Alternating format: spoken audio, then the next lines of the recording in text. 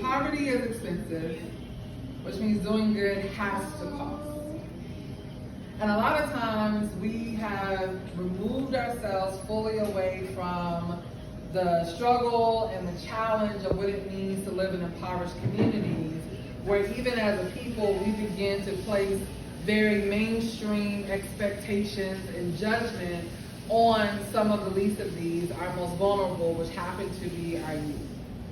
Primarily Black male youth, with the expectation that because their physical bodies present as adults and grown folks, that they have the minds of adults and mature folks.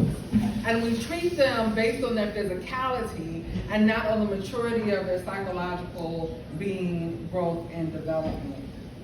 But also, more than that, we don't take into account the fact that a lot of times the actions that we see from Black male youth who live in some of the most impoverished communities in our city is the fact that they are also members of families that have generational poverty as well, which means their grandmother was likely in poverty and just scraping enough to get by. That creates a psyche, a psychology that's passed down through words, deed, action, responses. And it's also something that Dr. Joy DeGruy talks a lot about in the post-slave traumatic syndrome. And in that, what we see is this idea of epigenetics, which means trauma is embedded in your DNA.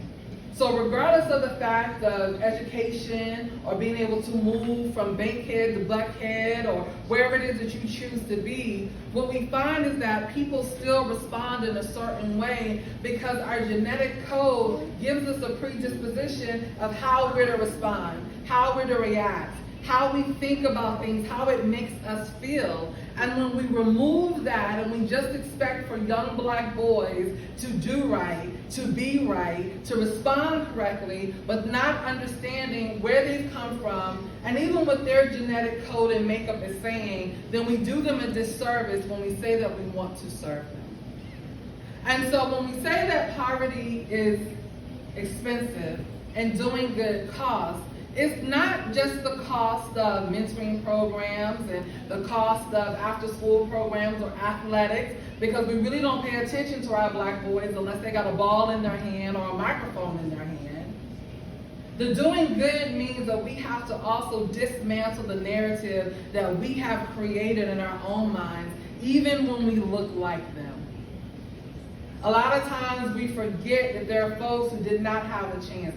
Dr. King said something that sticks with me so profoundly, because we tell our Black boys that as long as you get an opportunity, and as long as you have options, and as long as you get an education, you can make it out the hood. You can make a better life for yourself. And the adage is that you want to pull yourself up by your bootstraps. But it's cruel to tell a man to do that when he has no boots.